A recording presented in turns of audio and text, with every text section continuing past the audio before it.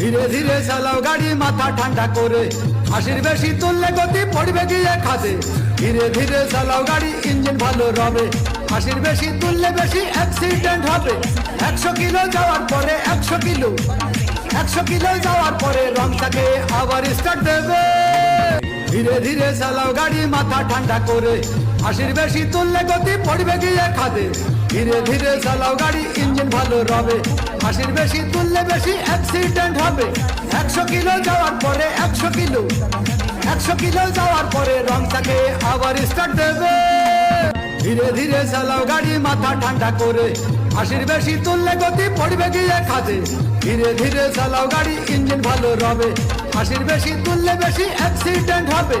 100 kilo যাওয়ার পরে 100 kilo যাওয়ার পরে রংটাকে আবার স্টার্ট দেবে।